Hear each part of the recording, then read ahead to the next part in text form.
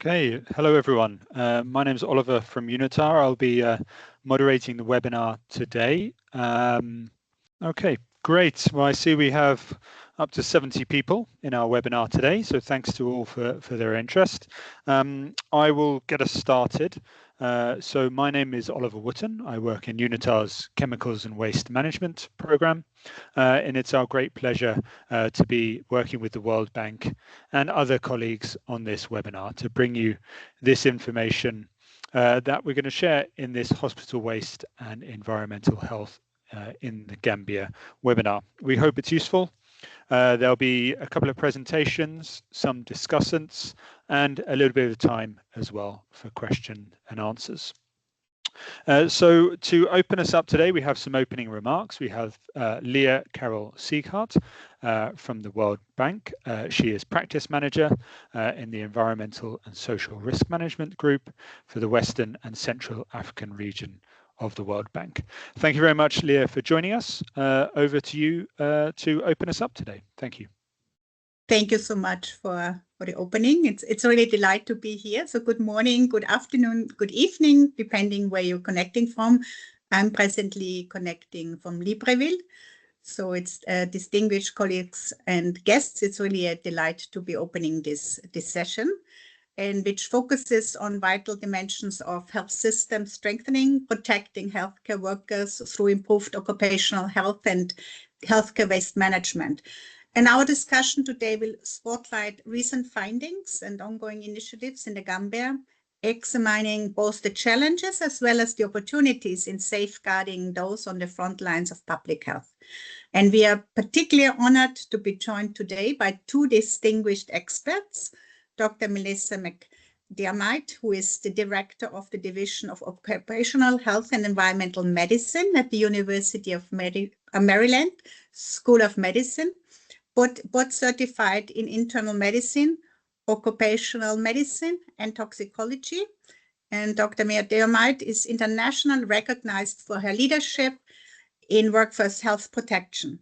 She also co-directs the WHO Pan American Health Organization Collaborating Center for Occupational Health and has led major initiatives across Americas and West Africa. And her work bridges clinical practice, policy development, research, with a very particular focus on healthcare workers, reproductive hazards, and environmental exposures. She's currently collaborating with the Gambian Ministry of Health to strengthen systems that protect health and workforce. Joining her today is Dr. Joanna Geitens, an associate professor in the same division at the University of Maryland. And Dr. Geitens specializes in monitoring populations exposed to metals through biomonitoring and public health registries, bringing critical insights into occupational health and risks. And as a co-director of the same collaborating center, she advances global work health initiatives and has led safety trainings throughout the Americas and Africa. And since 2016, Dr. Geitens has closely worked with partners in the Gambia to bolster health systems resilience and protect frontline health workers through preventive strategies. And today's presentations will really explore this current state of healthcare waste management in the Gambia, the risks particularly faced by healthcare workers, and the policy as well as practical steps needed to address these challenges. We will also consider how international cooperation, including support from organizations like the World Bank, like UNITAR, can contribute to lasting improvements in occupational health and safety. And crucially, the work underway in the Gambia offers lessons far beyond its borders. The strategies, the insights, but also these best practices which are emerging from this initiative are relevant and transferable across sub-Saharan Africa and other low and middle income countries facing very similar constraints. And by adopting the approaches which have been piloted in the Gambia, such as workforce training, policy development, as well as infrastructure improvements, countries can accelerate progress towards safer, more resilient health systems. And the presentation will outline how these interventions can be scaled and tailored to different and diverse contexts, while offering also very practical roadmap for regional as well as global efforts to protect healthcare workers and strengthen public health outcomes. So please join me I'm particularly delighted in welcoming Melissa and Joanna as they share their expertise as well as perspectives on this very essential topic. Thank you. Thank you very much, Leah. I should tell you my daughter's name is Leah, so I feel like we're almost friends already. I'm going to share my screen, folks.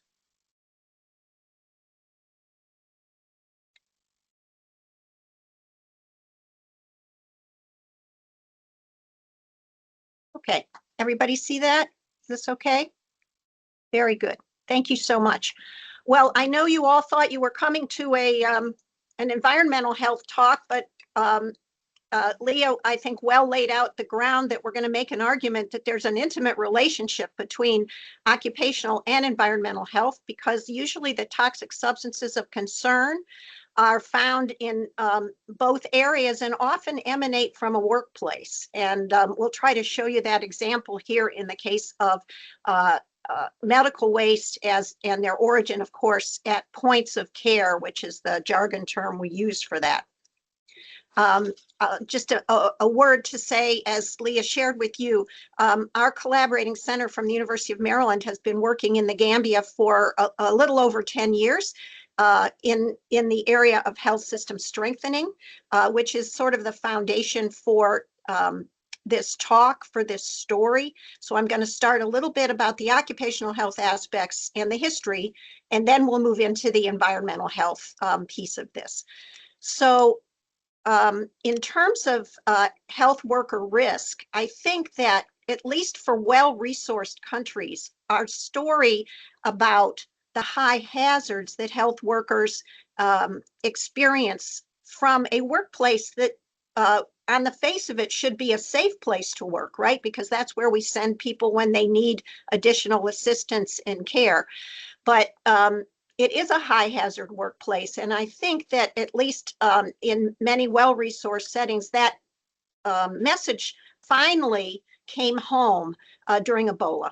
And people understood the huge risk that health workers take, especially in low resource settings, in doing the mission of care of the sick.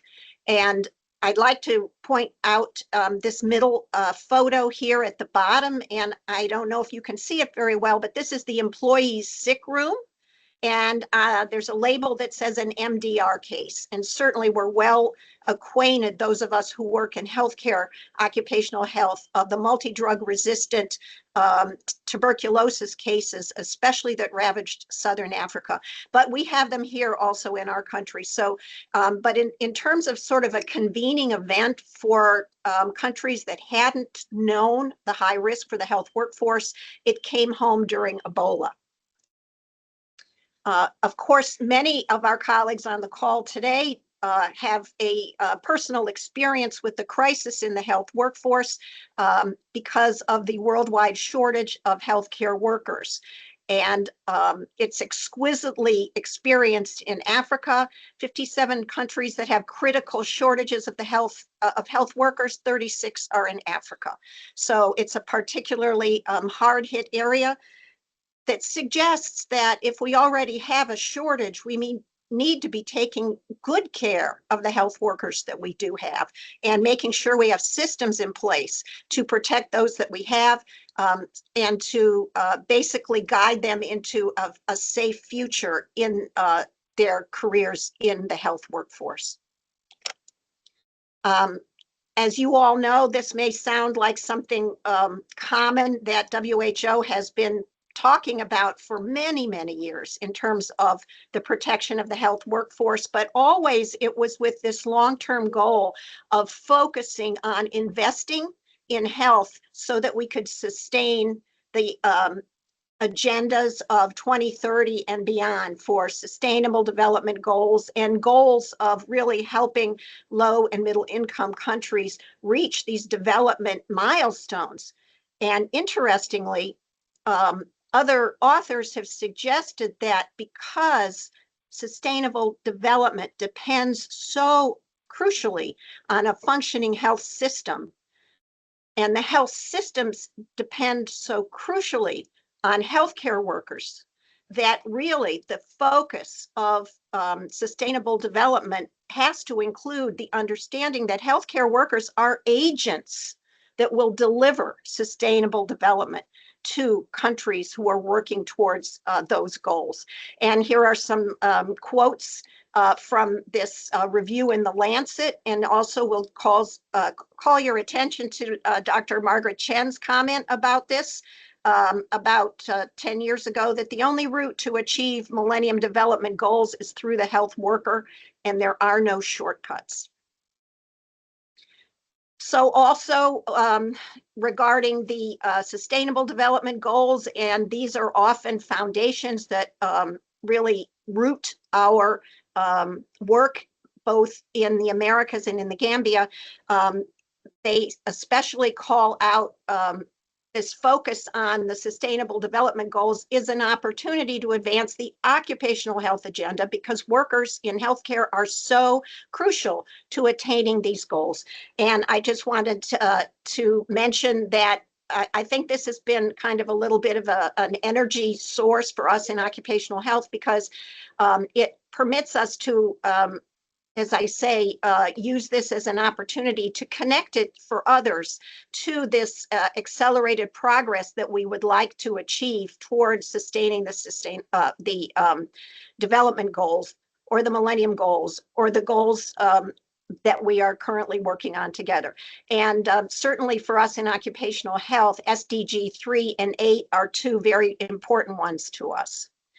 So I'm going to give you a little bit more of the history before I hand it over to my colleague Joanna, but we started a health system strengthening project in the Gambia in 2014, mostly building partnerships. Our university supported us to take some faculty and students to go visit colleagues in the Gambia who we already had some distant relationships with, to see if there was an interest in developing something deeper. And indeed there was, and we returned in 2016, and the special request to us from the MOH colleagues was to develop some intensive training and workshops of generalists in public health and generalists in medicine, to give them a deeper understanding of occupational health and safety issues specifically for health workers, because that's kind of our special area of expertise. As a result of that, the colleagues said we need to write a protection policy, a basic protection policy, so there's a minimum floor, if you would, of safety and health protections for the health workforce. So we engaged in that for the next few years, and in 2020 we had a draft healthcare worker protection policy that was validated by about 40 stakeholders throughout the health system, and this was both policymakers, also other larger potential stakeholders, and health workers as well. And this was held in Banjul at the Principal Teaching Hospital and the medical school there. So the elements of that policy are these three areas.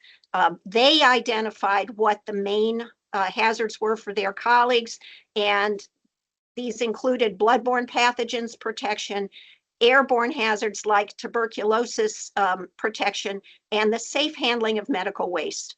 And this talk is going to show, I hope, the connection, the deep connection between bloodborne pathogen risk and the safe handling of medical waste.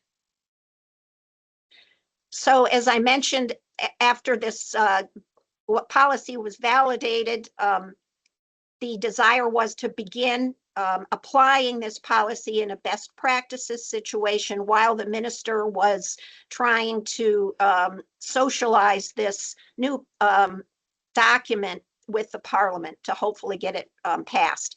And the decision, of course, as I mentioned, was to take on hepatitis B first as a most serious bloodborne pathogen target. And we, together with the Gambians, did a pilot project of 70 health workers at high risk for blood and body fluid exposure.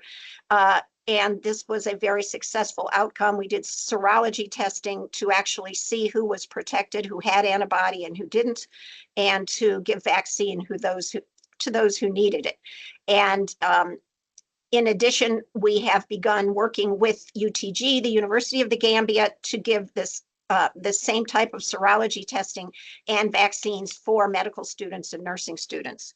So I'm going to turn it over now to my colleague, Dr. Joanna Gatens, who will tell you more about some of the details of these pilot projects and the issues about hepatitis B as a particular scourge in the Gambia.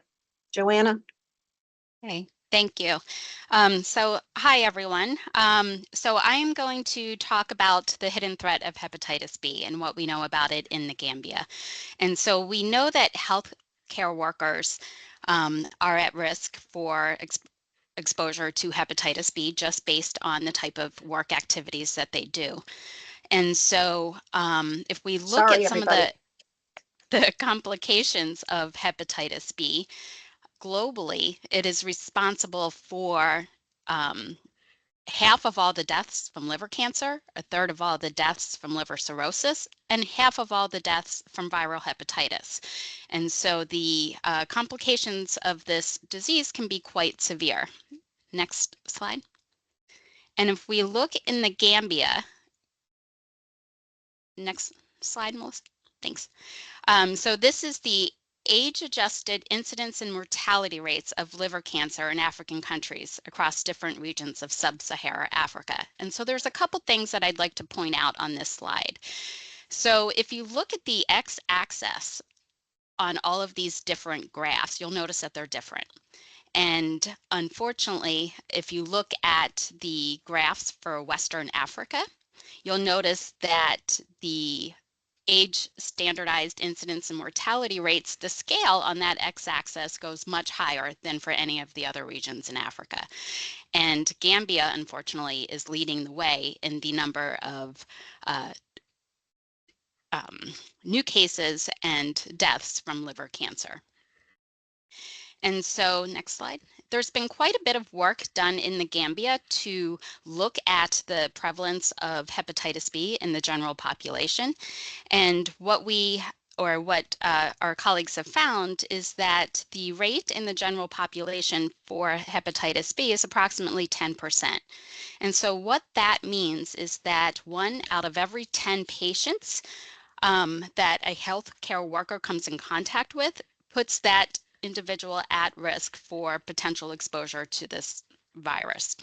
And so this is quite alarming given the high rates of hepatitis B. And so this is part of the reason why the Gambians chose to focus on hepatitis B initially as implementing part of the policy that Dr. McDermott described. So next slide. And so Melissa already mentioned briefly that one of the first things that was done was we did a pilot test, which included serology testing and vaccination for high-risk healthcare workers in the Gambia. And so there were 70 workers that were enrolled in this pilot study, and they were individuals that worked in areas like the lab, maternity wards, surgical units, and so they were all at high risk for exposure to coming in contact with hepatitis B because of coming in contact with blood and body fluids. And so this was a very interesting pilot study. What we found was that 60% of the participants had no hepatitis B antibodies detected. And so what that means is that they potentially don't have the protections in place to prevent them from having hepatitis B should they come in contact with the virus. And so the other thing that we noted is that 3 of the participants actually tested positive for hepatitis B surface antigens, meaning they already had disease. And so the good thing about doing this in the Gambia is they do have a wonderful world-class liver clinic there that are able to continue to work with these individuals to monitor their viral loads and therefore allow them to continue to work. And so, you know, all of this is to say that, the next slide, that healthcare workers are who are directly involved in patient care have continuous contact with blood or body fluids and therefore have an increased risk of acquiring the virus. And so this is even more of a point in endemic areas where there's greater prevalence of the infection in the general population. And so we just point this out, and we wanted to include all of these slides about this pilot study just to say that the risks are indeed real for healthcare workers. But then we have to think about not only the risks for those individuals who are delivering the care, but we have to think about the risks to workers downstream as well. And so that's going to get us into talking about some of the healthcare waste management practices. And so next slide. So this is just the basic definition of healthcare waste. It's the total waste stream from a healthcare facility. And really it can be divided up into 2 different categories. You've got the general waste, and so this is typically waste that is non-hazardous, that can be disposed of like any other household waste. But then you have the healthcare risk waste, and that comprises about 10 to 25% of all healthcare waste. So next slide. So this is another way to sort of break it down. It just gives you a little bit more detail about these different classifications of waste from health care facilities. And so if you look at the hazardous waste, which we said was going to be about 10 to 25% of all healthcare waste, you see that a good portion of that is infectious waste. And so that includes anything where there are suspected pathogens, anything that's contaminated with blood or body fluid. But then you also have all of these other hazardous wastes that need to be addressed as well. And so you can have radioactive waste from radioactive diagnostic materials. You can have chemical waste, so that's going to include your things like solvents and reagents that are used in laboratories or disinfectants. You've got cytotoxic waste, so this is your cancer therapy drugs. And so these are all the different types of waste that can come from healthcare facilities. But the important point that we also want to make here is that if both types of waste are mixed together, it becomes harmful. And so this is why a lot of what we're going to talk about is segregation of waste at the point of care, because this is a really important part in order to minimize the overall risks. So the next slide. So here's the very interesting point that we'd like to make is that, you know, the hospitals and the healthcare facilities, we think of them as dedicated places for healing and for public health in general. But where the paradox comes into play is that these institutions are also very much big contributors to overall environmental pollution. And so you can think about the effects of air pollution. A lot of our healthcare facilities are sources of major carbon emissions, major greenhouse gases. And so, you know, you need to think about the water pollution that's being generated, the soil pollution, resource depletion, all of these different things. And so to address this paradox, many groups are really promoting sustainable practices and advocating for policies that really decrease or minimize the environmental impact of healthcare facilities without compromising patient safety. And so one of the parts of minimizing those risks are to handle the waste safely. So on the next slide. And there's many benefits for the safe waste handling. And so you can see that there's some items here that are in black font and some that are in green. The ones that are in black font are typically the ones we think of and that also relate to patient safety. And so a lot of times these are the ones that are highlighted. Obviously, infection prevention and control. If you're handling waste safely, you minimize the risk of exposure to bloodborne pathogens. So it's very helpful in preventing infections. Improved healthcare quality, and so it can also help in decreasing the hospital-acquired infections that occur, as well as prevention of those antimicrobial resistant organisms. But really what we are focusing on in this presentation and for the remainder of our talk here is the safety of the workers and the protection of the environment. And so next slide.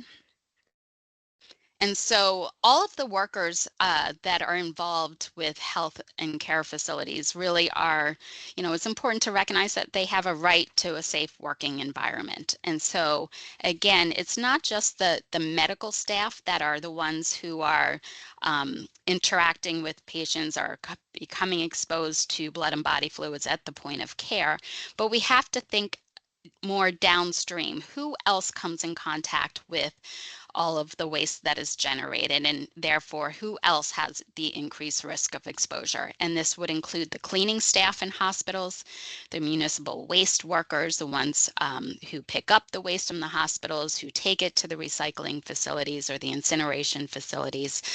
And so you have to think about every step of that process and what happens to the waste to know who comes in contact with it and therefore who needs to be protected.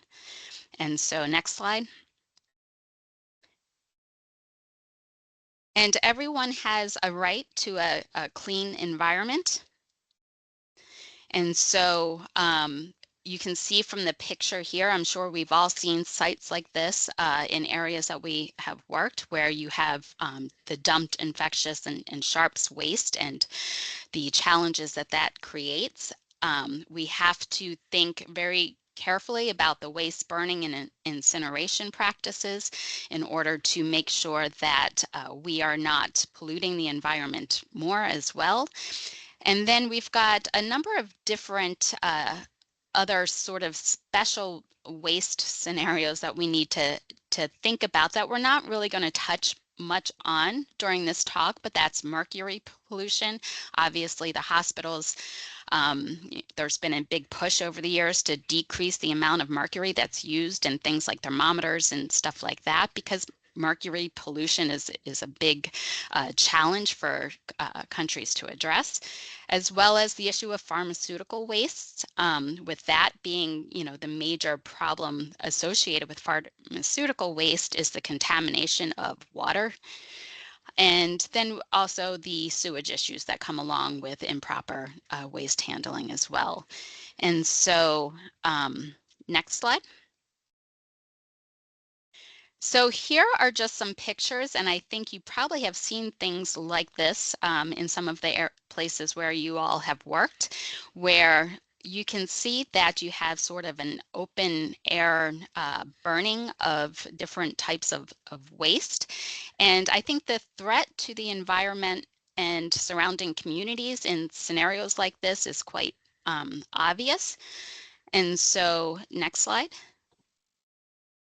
But then even when things are handled a little bit differently, and so, there can still be some risks. So here, what I'd like to point out is that you can see that this is some waste that was segregated at the time of collection.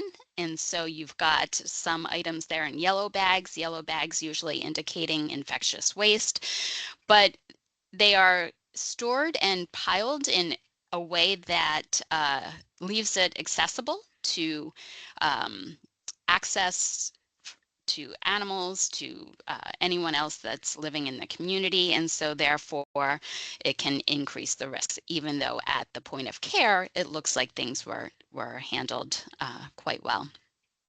So next slide. So this is where we're gonna switch up. We're gonna switch over. Joanna's gonna take a rest, and I'm gonna jump in. So we've tried to share with you the sort of intimate connection we already mentioned between healthcare, occupational health, and healthcare waste management.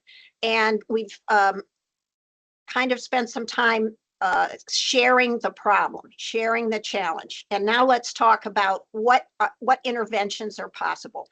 This is a topic, sustainable healthcare waste management is a topic that you all know has been on WHO's agenda for a very long time, and UNICEF's as well. So I like this diagram very much because it's so simple. And I think this really helps us be less overwhelmed by this challenge that some of the slides just presented to us, and gives us really a way forward. And this has been the approach that we're trying to use with the Gambian colleagues. So these are the key steps for healthcare waste management, and minimization is talked about a lot, thinking about recycling where possible, and unnecessary injections, using say an oral route for medication instead of a sharp. There's a lot of challenge here, as you might imagine, because of the nature of the type of hazard. It's really hard to recycle a lot of the instruments or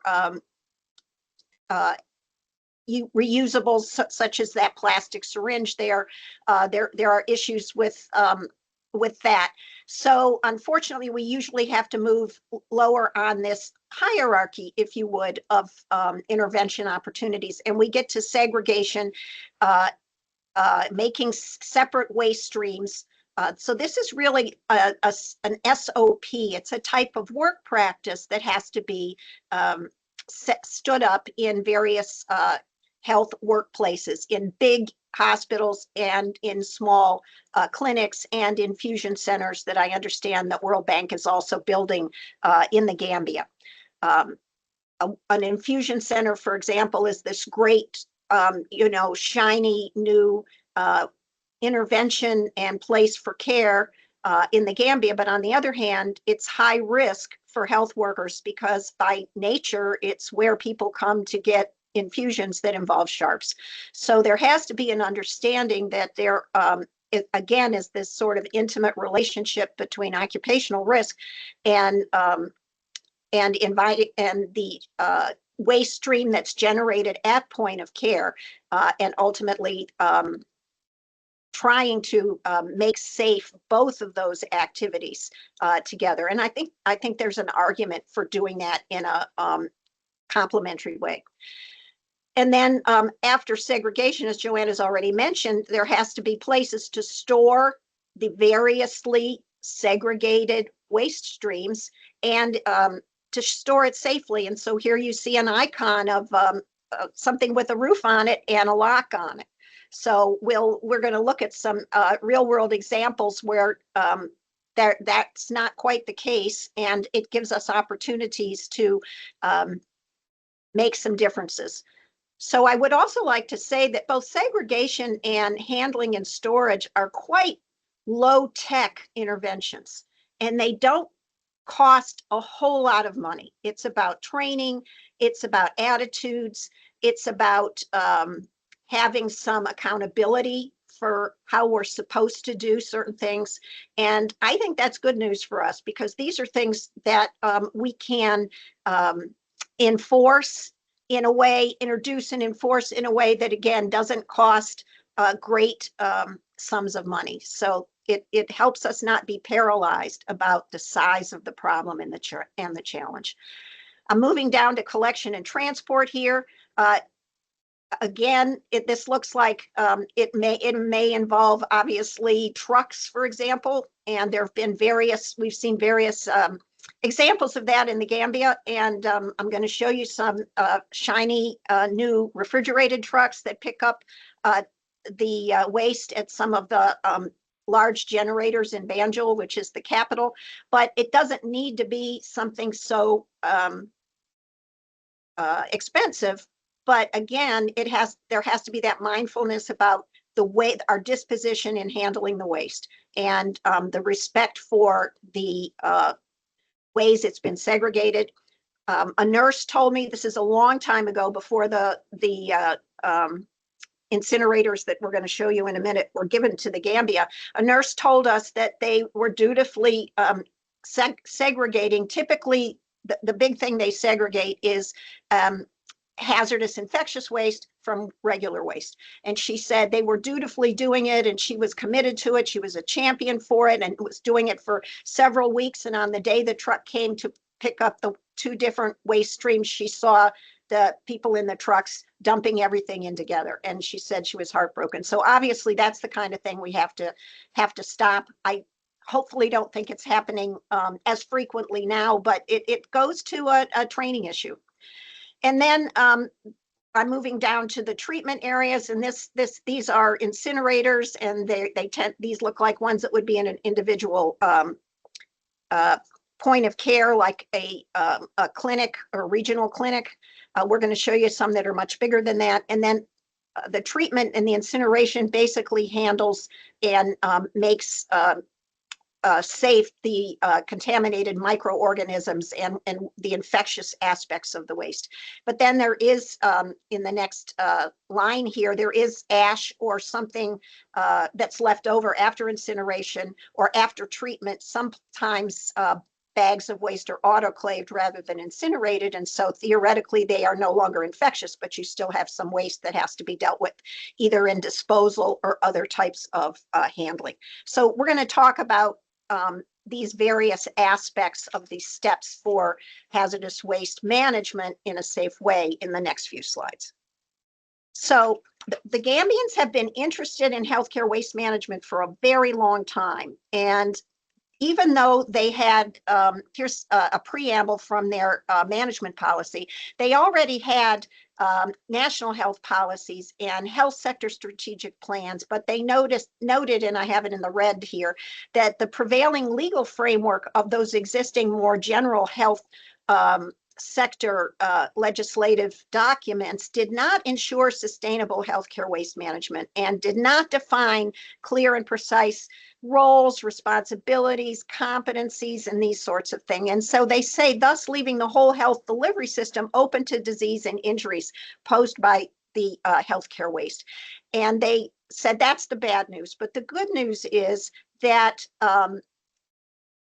these exposures and injuries can be prevented in the if we use the appropriate environmental measures and attention paid to health promotion and preventive actions. And in a lot of ways, this is really a very sort of forward-thinking document.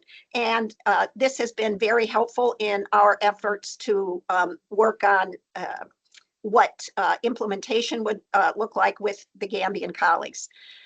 So now we're going to show you some sort of a walkthrough for some of the health work settings that we have been visiting during our 10 years in the Gambia, just to kind of give you a sense of what the reality is. And here, these are 2 big waste bins where they're color coded, and we're going to mention this color coding issue because it evidently is different in every country.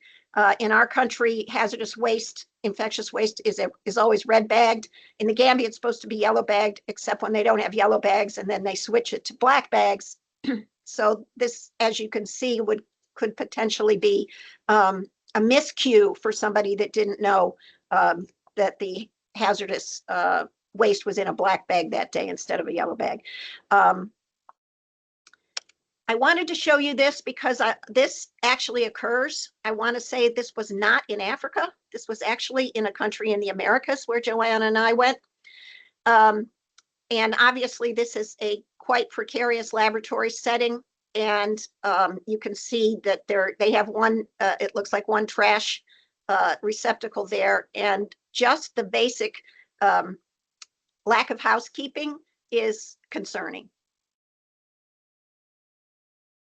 Back in the Gambia, while we said we're primarily talking about infectious waste, we found this in one of the major hospitals quite a ways from Banjul, and expired drugs. Not a good place to have waste pharmaceuticals. It was stored in a sort of haphazard way, as you can see.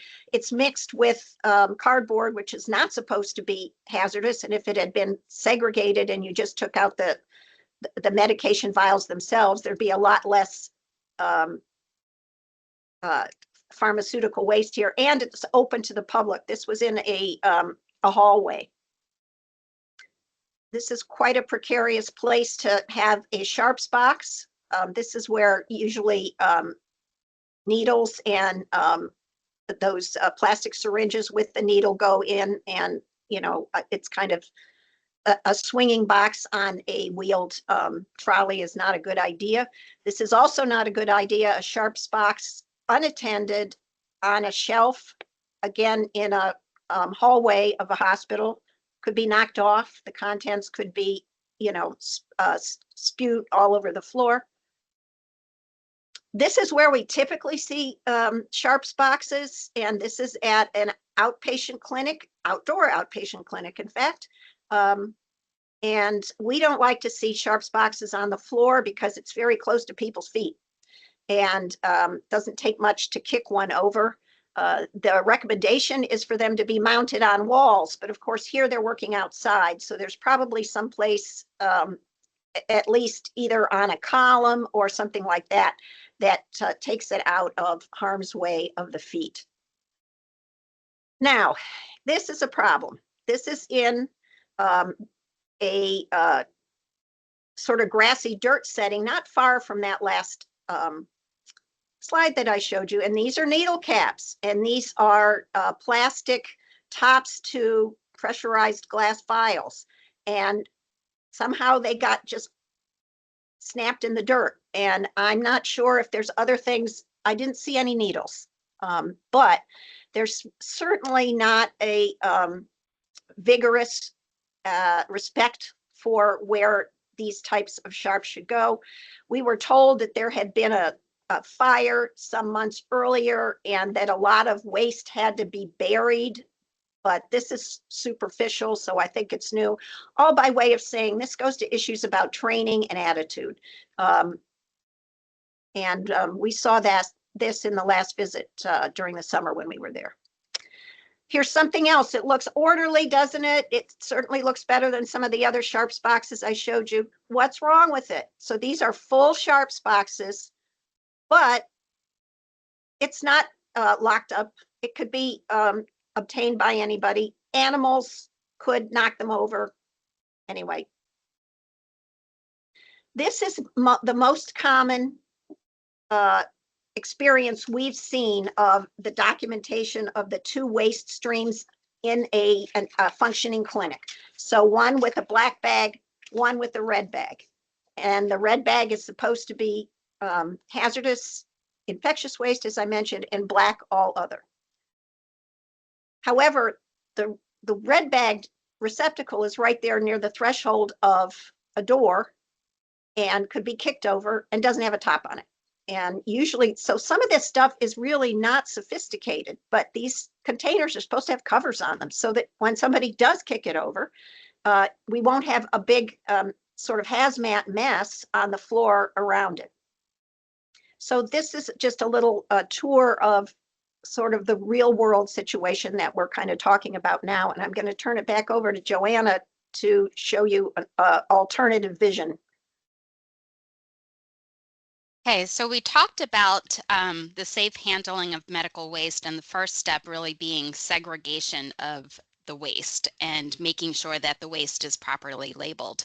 So this is an example from Sri Lanka, and it's quite colorful, but as you see, all of the containers here are labeled. So if you were able to read those labels, you'd see that the yellow is the infectious waste, the green is biodegradable waste, blue is paper, black is general waste, orange is plastic, brown is metal waste, and red is glass. And so this is an example of a very neat, orderly segregation of healthcare waste.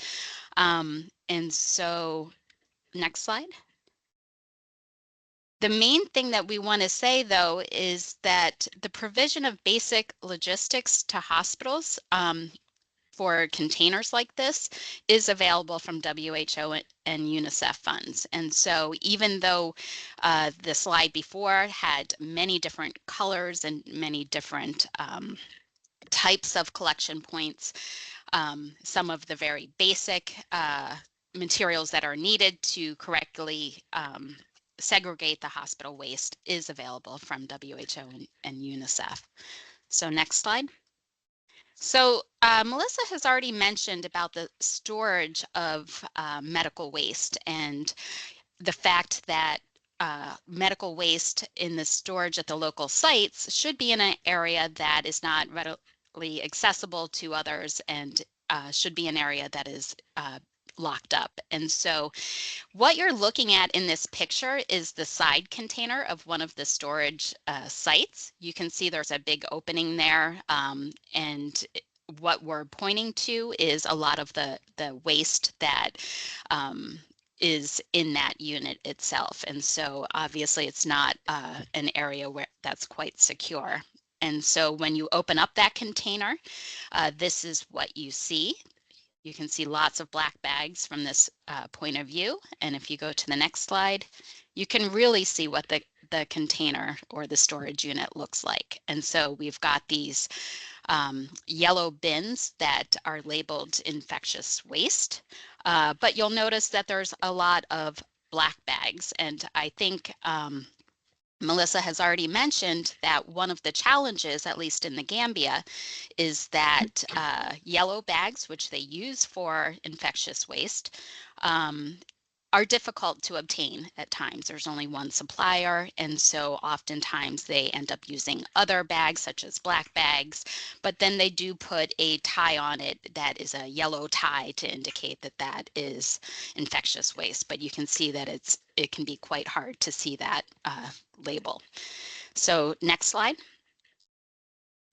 So this is another example of a more orderly waste storage site. And so in this, you can see that indeed the waste is being stored by the different types of waste. And it's also being stored in an area that is not readily accessible to others. It's kind of behind, you can see like the locked doors and some of the guards that are in place there. And so next slide.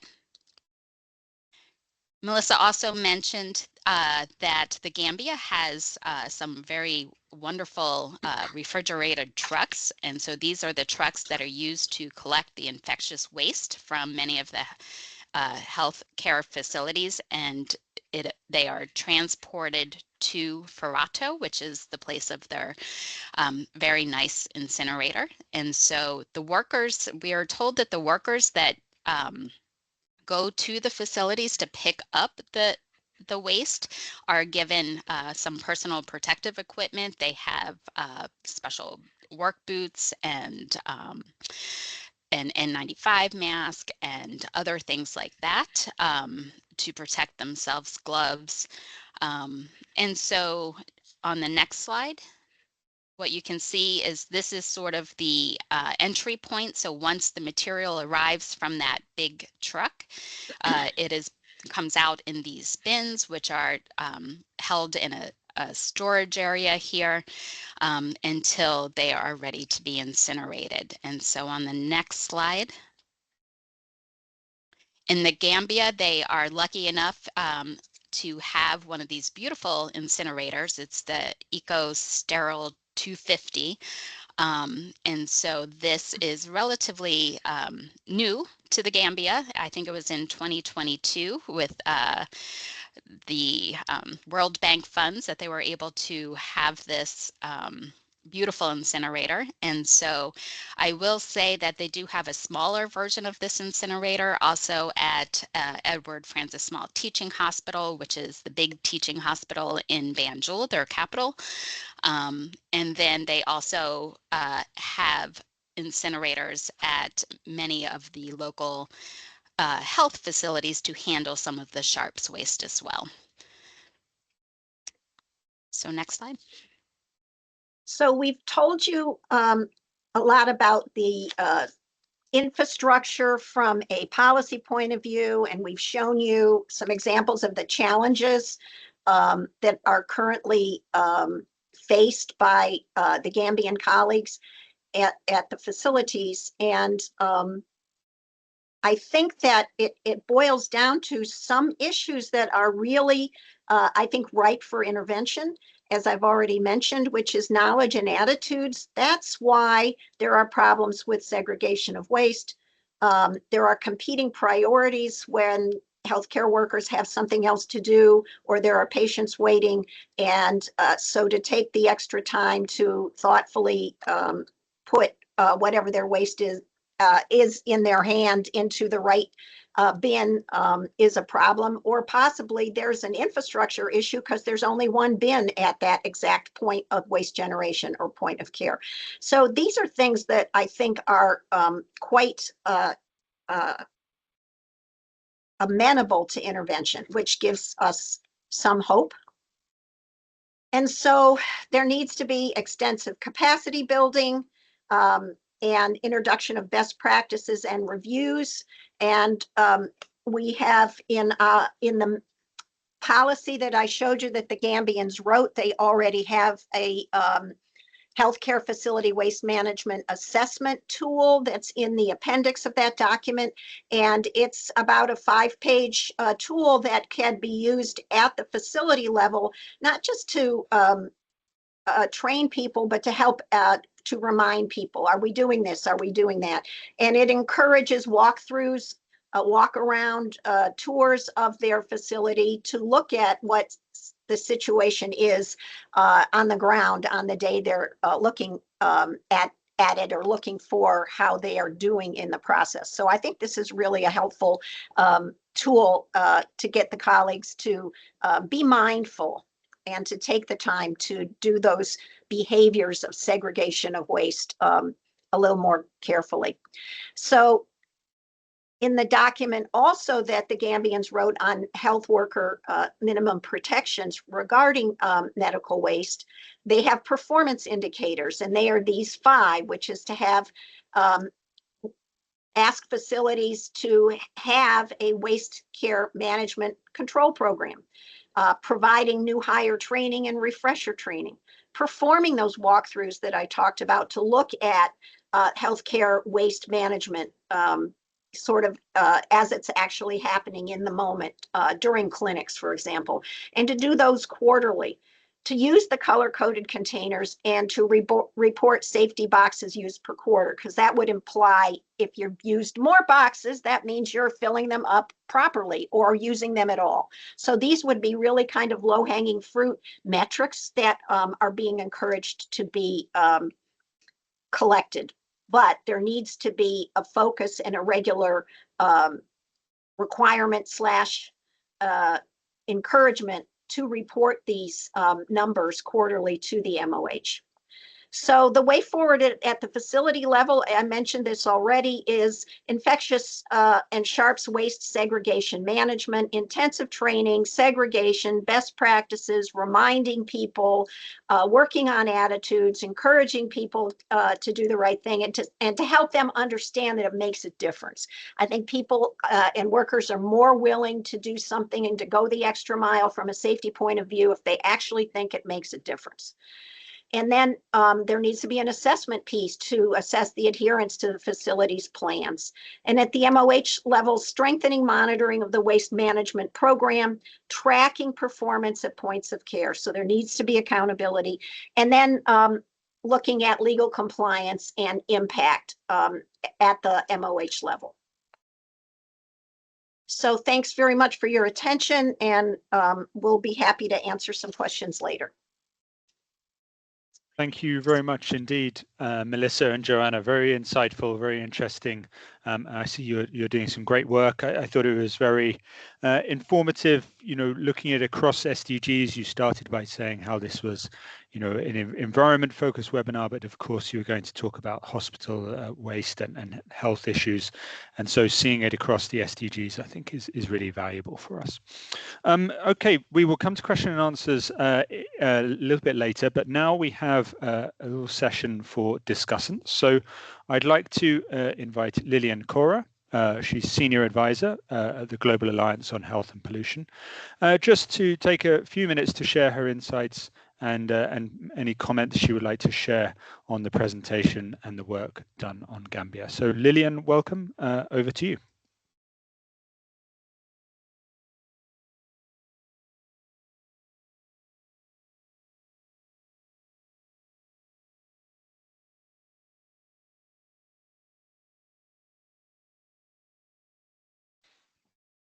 Lilian, you okay?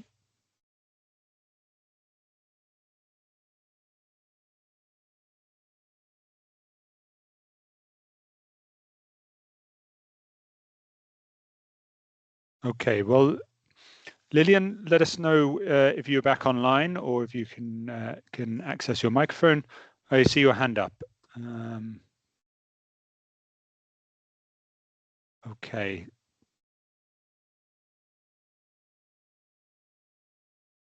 Okay, so colleagues internally, Andy, if you can help Lilian perhaps unmute is the problem.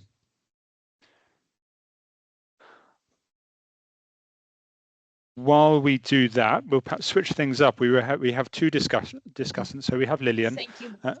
Oh, okay. Yep. That's perfect. Please go ahead, Lilian. Sorry about that, but I was blocked, so I couldn't open the. Sorry for us. Yes, I thank you very much, Melissa and Joanna, for giving such a complete panorama. And I have to say that this situation sadly is shared by many low and middle income countries, and also middle up countries in many regions. So I am based in Latin America, but working in other regions, and I know this situation very well. And so I only want to highlight a very few points. First, the importance of working in prevention, because in many countries we have the problems that the area of purchase of the hospitals, also of the public health system, do not understand very well about how to reduce, you know, how to prevent the production of waste. Also, in many countries, the things are purchased abroad, not produced in the country, so the selection can be also better, no? The other thing is the technology available. In many countries, we are not able to manage incineration, the emissions of the incineration, to control the emissions of the incinerators, also the disposal of the ashes. So also the alternative, that is sterilization, also in the same hospital. We have very good experiences in hospitals that are far away from or they have a long distance from the incineration, and they can use local sterilization with very successful experience. The other thing I want to reflect is roles and responsibilities, because in our experience, looks like the responsibility is always of a sector of the professionals in the hospital and not from the whole staff. So sometimes the director don't know very well what is the importance of being involved, of being committed, as well is not the situation of many of the doctors that works in the hospital. They think it's another's responsibility. So I think that this is, for us, was very important to include everybody in the change, to make it more sustainable. And also, it is important to share the successful experiences, no? The cost-effective, when something goes well, okay, this is everybody's success. And finally, because I don't know how many minutes I have, but I understand that it is very important to highlight the cost of inaction. How much is all this problem? What is the cost for the whole public health system and for the community where the hospital is based? So I think that more or less these are the ideas that I can provide to your excellent presentation and from our experience in other regions and countries that share the same problem. So I think this is for the minutes I have. This is some comments I have, and I am open to continue with other comments if it's more time. Thank you very much for giving me this opportunity. Thank you for the presentation. Thank you, Lilian. Very wonderful use of time. Got us perfectly on time and on schedule. So over to Ernesto. We have Ernesto Sanchez Triana, the Program Manager of the Environmental Health and Pollution Management Program of the World Bank. Over to you, Ernesto, for a few thoughts from your side. Thanks. Thank you, Oliver. And first, I'd like to congratulate Melissa and Joanna, not only on their presentation, but also for their outstanding work in supporting the government of the Gambia. And I also want to commend their unconditional commitment to preventing disease and saving lives in the Gambia and worldwide. In the next 4 or 5 minutes, I want to share my main takeaways from their presentation. My first takeaway is the significance of the medical waste issues in the Gambia that are very similar to what's going on in other low and middle income countries. Some of the figures shared by Joanna are alarming, such as that 1 out of every 8 blood donors in the Gambia has hepatitis B. I mean, if I were in the Gambia, I would think twice going to as a blood donor. The other thing is that she was mentioning is that hospitals and health centers, which are supposed to treat and control diseases, are ironically contributing to the spread of infectious diseases. The hospital patients are not the only group at risk, as she mentioned. The health workforce is also at risk, and the communities nearby are also at high risk of infections. The second takeaway is that it's not just infectious diseases that are a concern. Health centers and hospitals can also contribute to communicable diseases through all the mechanisms that Melissa and Joanna explained, including air pollution and toxic chemicals such as mercury, lead, cadmium. Joanna mentioned that chemicals are found in all sorts of reagents and equipment, and I think that Melissa mentioned about all these medicines that contain a number of chemicals and that are not managed, particularly the waste from those medicines and pharmaceuticals are not managed properly. They also mentioned that mercury is found in medical waste from a number of equipment, and I think that thermometers could be a good example of that.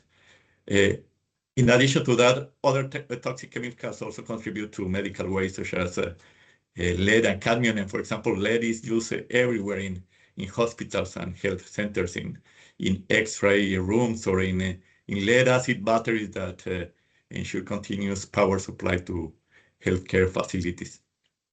The World Bank, has been working on estimating the health damages caused by exposure to toxic chemicals. And a few months ago, the bank published global estimates of health damages due to lead exposure.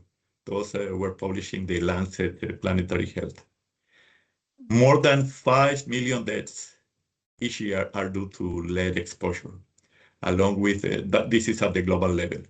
And this is along with significant cognitive development impacts, in children under 5, with IQ losses that average 5.9 IQ points.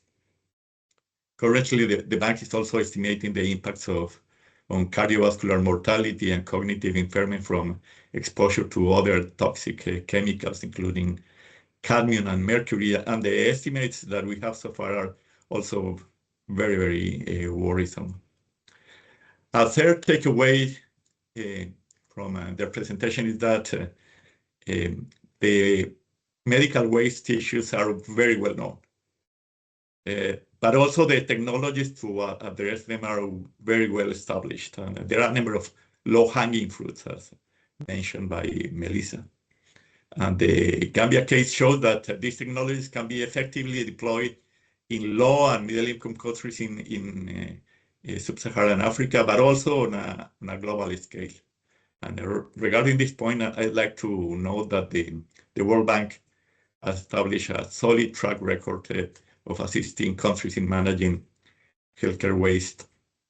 The bank is not only applying its environment and social framework to all sorts of investment projects, including healthcare projects, but it has financed investments directly, like the ones Joanna mentioned in the Gambia. And this is not only in countries like the Gambia or Liberia or Rwanda. There are countries in all the regions, including in Bangladesh and Vietnam, that have benefited with this financing. This financing also addresses electronic waste generated by the health sector. So I think that most probably the World Bank is the largest global funder of healthcare waste management. However, we are the first to recognize, to acknowledge that much more needs to be done. We must scale up investments, technical assistance, and training, because the need is immense, as you saw. We must do much more, better and faster. To close, I just want to reiterate my appreciation for the work of Joanna and Melissa, and their efforts highlight the urgent need to implement similar interventions in low and middle income countries worldwide. Thanks. Wonderful. Thank you very much, Ernesto. So thanks to both you and Lillian. We will now open up for question and answers. We do have to close this next section about 25 past to let colleagues move on to the rest of their days. I just wanted to address a few questions that have come up, or sort of administrative questions. Certificates, no, unfortunately, we won't be doing certificates for today's webinar. It's just about sharing information and engaging stakeholders. And also colleagues will be able to access the slides. I noticed our colleague has already put that on the World Bank website, and a recording will go up as well, but we will we'll make that clear again at the end of the webinar. So over to question and answers. So we have Melissa and Joanna, and maybe Lillian and Ernesto will be able to chip in if relevant. So colleagues on the call, participants, please send in your messages or raise your hand. Just to get us started, I noticed there was one early question about recycling plastic hospital waste. I know you talked about segregation and different waste streams, but perhaps you could talk about the possibility to recycle plastic hospital waste. So over to one of Joanna or Melissa, perhaps on that with any insights, please. So I'm going to say a little bit, but Lillian probably knows most about this. The Gambians aren't focused on that precisely as a waste stream. I think a lot of it is getting, again, if it's contaminated with a biohazard, it gets handled as a biohazard waste and otherwise not. But we're kind of trying to just at least do the most urgent issue first. And they are also, which I think makes a lot of sense. We saw only 2 waste streams in the Gambia, but the Sri Lankans, you know, are the rock stars and have all these different waste streams. But I think we have to kind of walk before we can run here. And it's not a specific waste stream to my knowledge or to any of my walkthrough experience at all. Lillian, you might have something to add here. Yes, thank you very much. Yes, it is true. Sometimes it is difficult because as the streams are mixed, if they are not very well separated, it's very difficult to give a general instruction about that. But when the hospital is organized and they separate, what is compatible with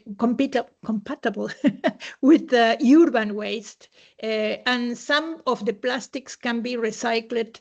There is no problem with that.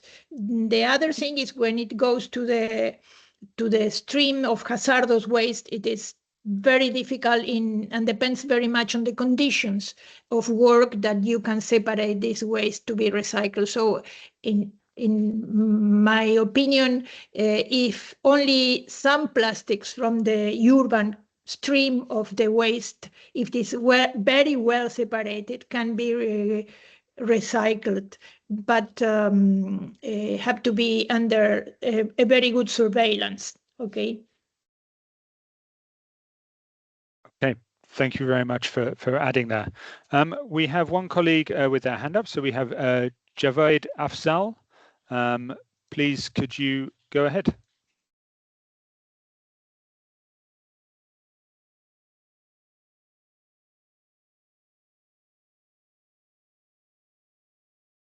Hi, could you hear me, please? Go for it.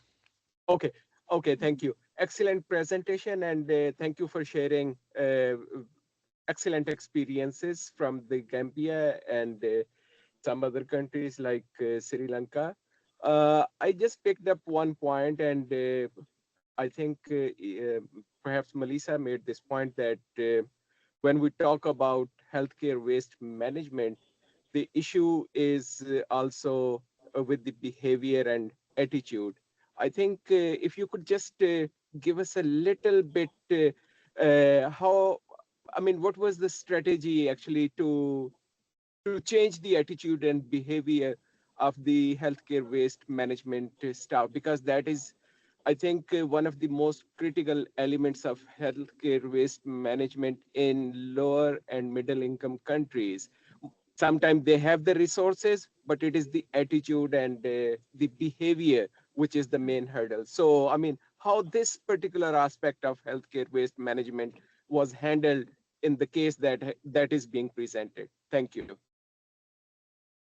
Well, I'll try, and maybe Joanna can jump in. I don't want you to think that it has been handled. It's been addressed, but I don't know that it's completed. We have a little experience with this, and I mentioned it in the talk. Being safety and health professionals anyway, we often have to convince workers about doing something slightly differently to protect their health and safety. For example, wearing a respirator if they were going in to take care of a TB patient. So I don't want to suggest that this is completed, but it does help if, as I mentioned before, if people can see what the outcome is, and if people understand what they're buying for this extra work that we're asking them to do, what do they get for it? And they get a safer situation. They get that they might not, sometimes we say to people, you might not be the person that gets exposed, but what about if the worker that comes behind you didn't know that the bag was labeled wrong, or it wasn't labeled at all, and they had to pick it up off the floor and had some type of an exposure. So I have found that helps sometimes if people are willing to take more responsibility to protect a coworker than they are themselves. And then the other thing I would say is the Gambians are very proud. And so if we say we're doing it for the Gambia, or you guys are doing it for the Gambia, or there's a champion in the MOH or at the workplace where we're meeting, and we'll say who feels very strongly about this, and then they can be the champion, air quotes, at their own institution to keep reminding people and to keep kind of getting folks back on track. Joanna, do you want to jump in?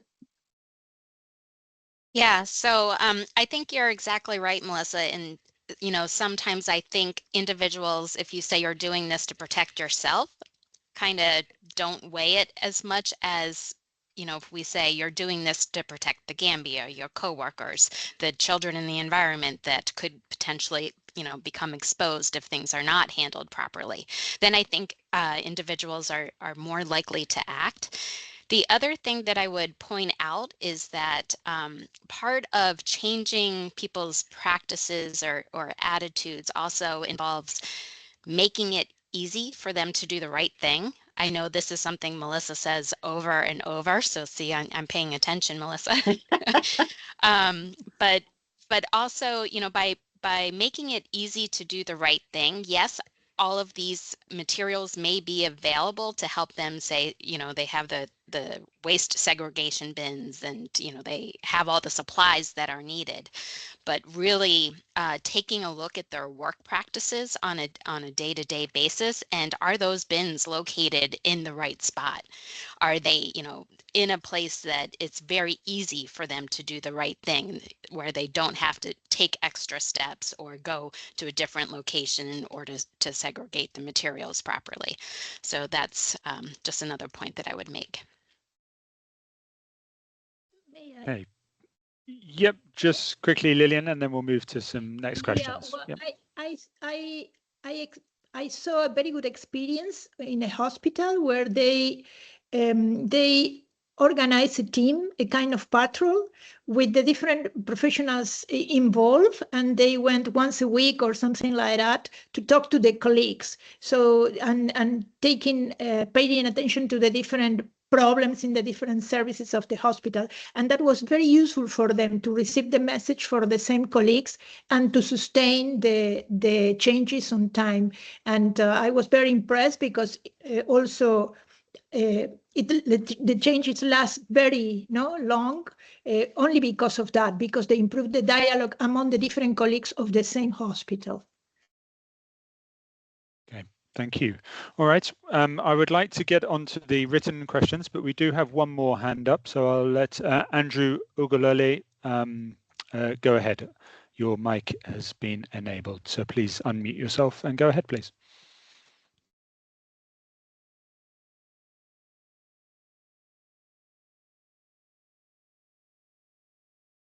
Andrew? Yep. Hello. Hello. Hey, hello. Thank you very much for your good presentation from Melissa, Joanne, and the chorus. Of course, in our countries, we have tried our all level best to, at least at the hospital and the health facility, to implement those types of methods of handling medical waste, such as segregations and etc. But we have challenges at the final disposal, especially during the incineration process. You can see we have a challenge of management of emissions.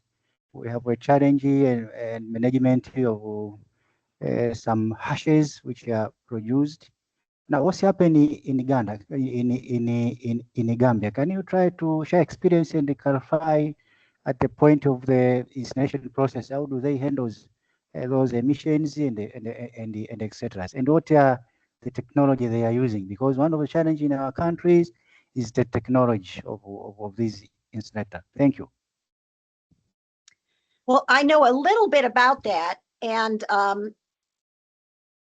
it's really kind of surprising, and we didn't get a chance to talk about it yet already, but for the locations that are using those big fancy new machines that Joanna showed you, they're actually taking the ash and they're recycling it, which will make Lillian happy, and they're making building bricks and tires out of it. Now, that's probably not everything, that's not all the waste, but what an ingenious idea, because we usually think about recycling at the top of that list of interventions that I talked about, but there's also a potential, once it's not infectious, once it's not hazardous, to figure out if there's something else you can do with it. And that's what they're doing. They actually showed us bricks that they're making from the ash that is coming out of the new big incinerators.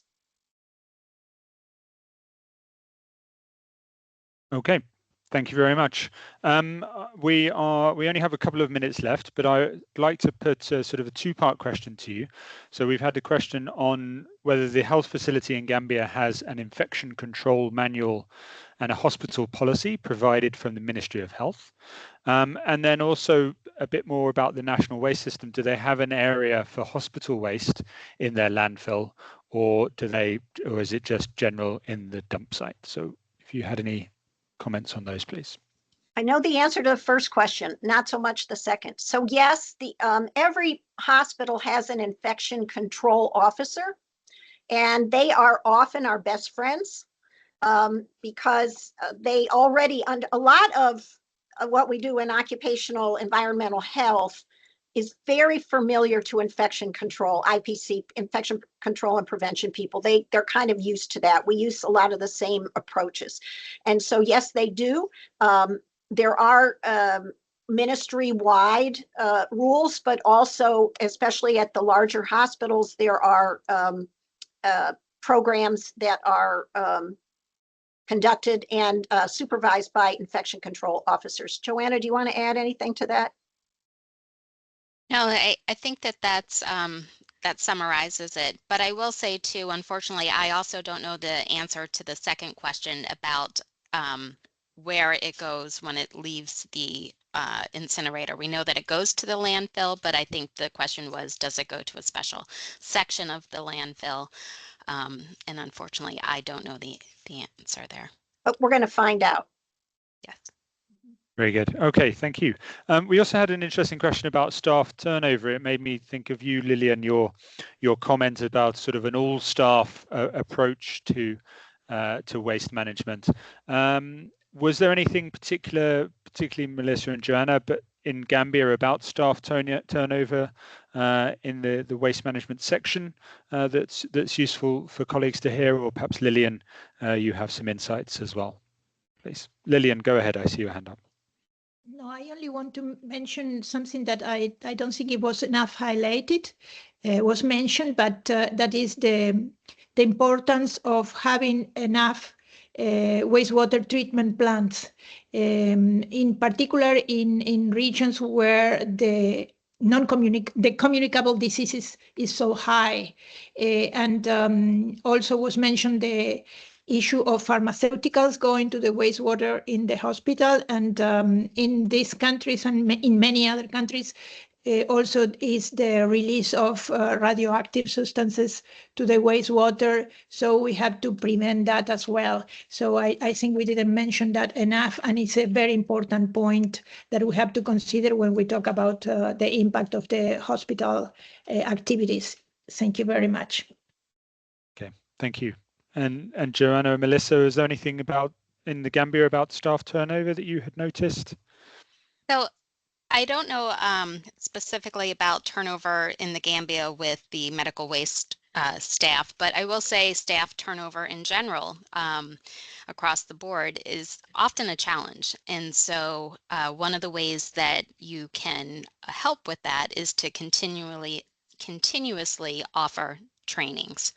And so trainings for new hires when they start their job, and then also annual trainings as time goes on. And so I would just highlight the importance of offering those various trainings.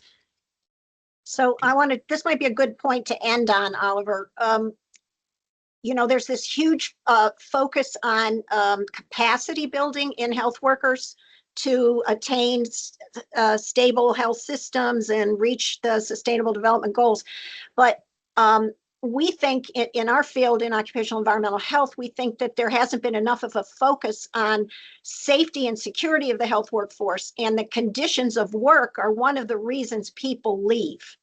And if we can focus on these hazardous conditions of work, it's going to help, I think, at least slow down the loss of already trained senior people. In fact, one of the ways we got the buy-in to extend some of the work on hepatitis in the medical school and the nursing school was we said to the provost, this is protecting your investment, and this is the future healthcare worker group, and you're training them. But if they're gonna die of a vaccine preventable disease, that's crazy.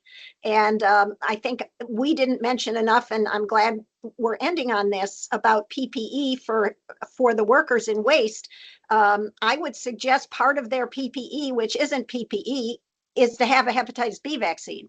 And in fact, the Sri Lankans, that's in their documents, that they need to have hepatitis B vaccination.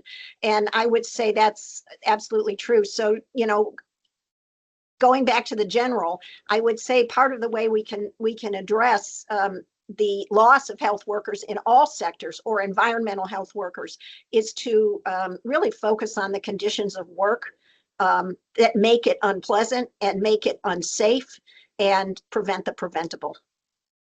Thanks. Yep. Wonderful. Thank you very much. Yes, I was thinking very similar. I think it takes us towards the end of your presentation about capacity building and training. So I think it's a very good way for us to finish our question and answers session. Thank you very much. I note a few questions we haven't been able to get to, particularly about technologies, facilities, burning of waste, things like that, and perhaps that's something for World Bank colleagues to consider. I know that's a serious investment infrastructure. So Ernesto and colleagues, perhaps that's something I see your video come up, perhaps you'd like to address that for a minute, and then we will turn over to Leah for her closing remarks. Ernesto, over to you.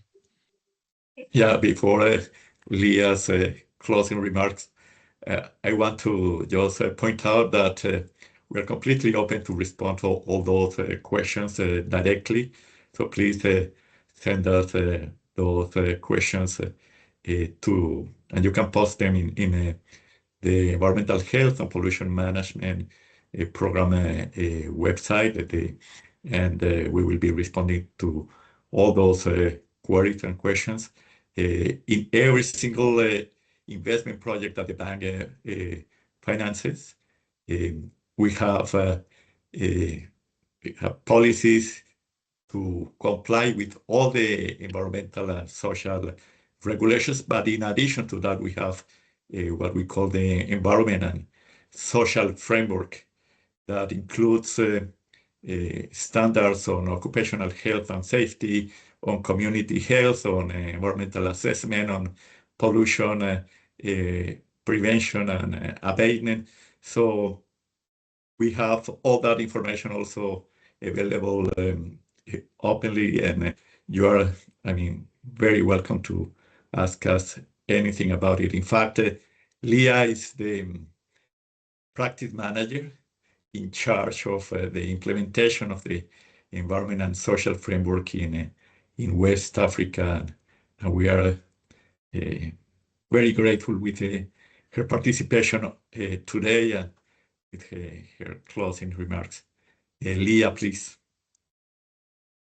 Thank you so much, Oliver and Ernesto and Melissa, Joanna, and everybody. It's really a delight listening to the presentations and the very engaging discussion. And I wanted to also thank everybody for being with us today on this important webinar on medical waste management in the Gambia, but also across sub-Saharan Africa and across on all the lessons learned, which are applicable, as we mentioned at the onset, for many countries. And as we wrap up, I would like to reflect on a few key takeaways from the presentation, but also from the discussion.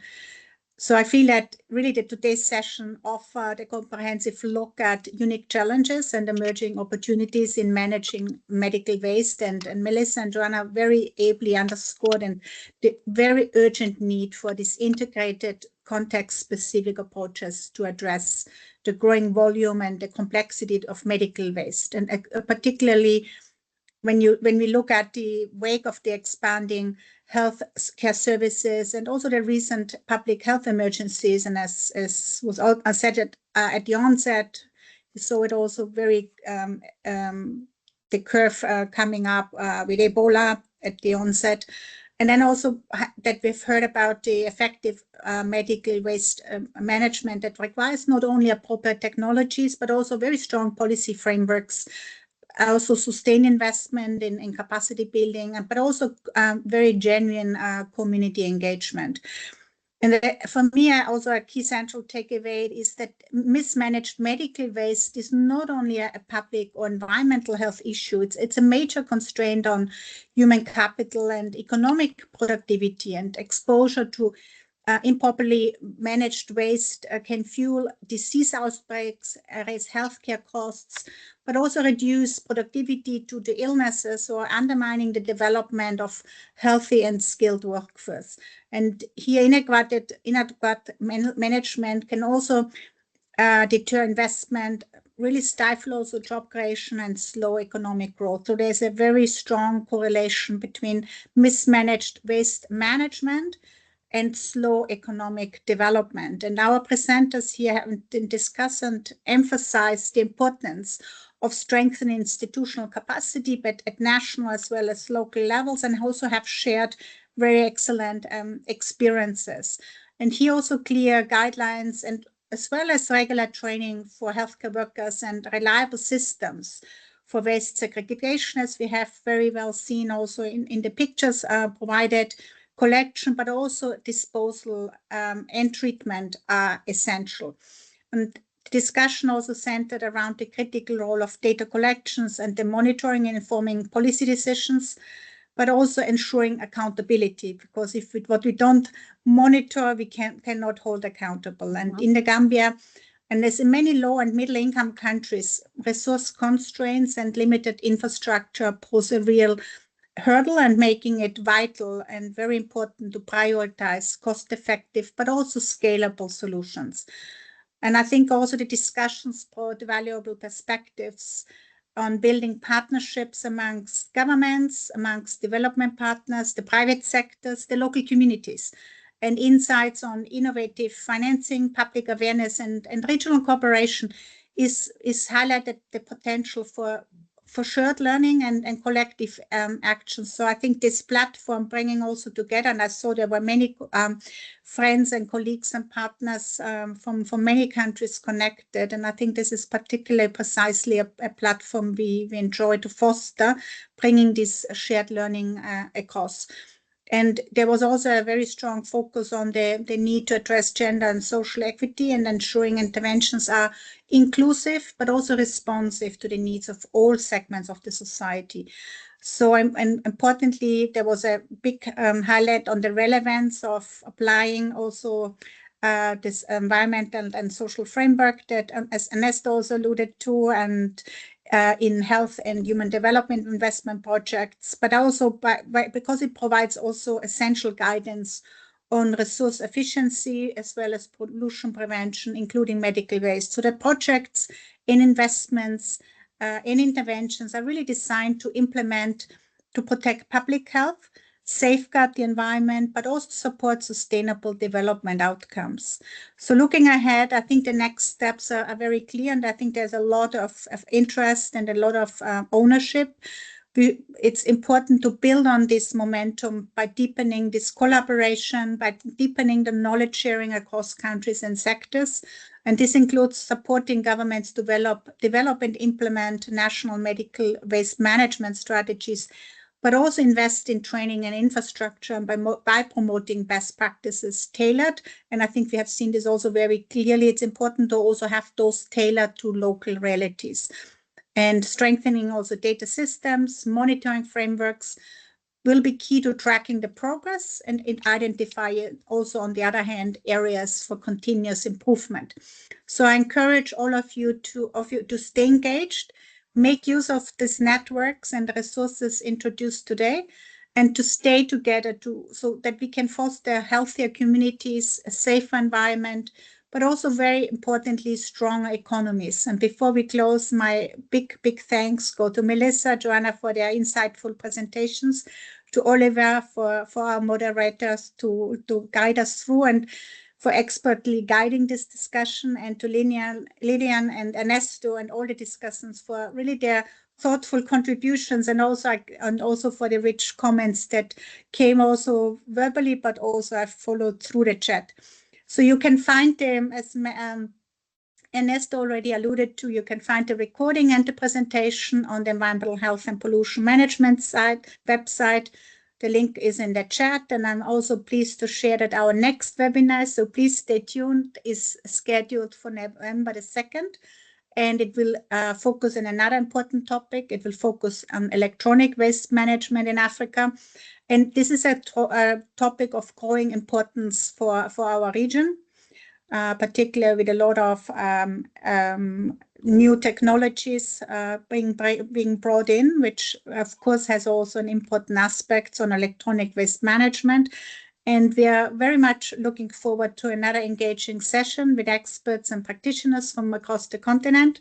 So please mark your calendars and stay tuned for the details. Thank you, everybody. Wonderful. Thank you very much, Leah. And as you mentioned, thanks also to our presenters and our discussants. From my side, thank you very much. We will leave it there. Mohammed has posted the link in the chat. We hope you will have the opportunity to engage with us. So thank you very much all. Have a good day, the rest of you. Goodbye. Bye. Thank you. Bye-bye. Thank you.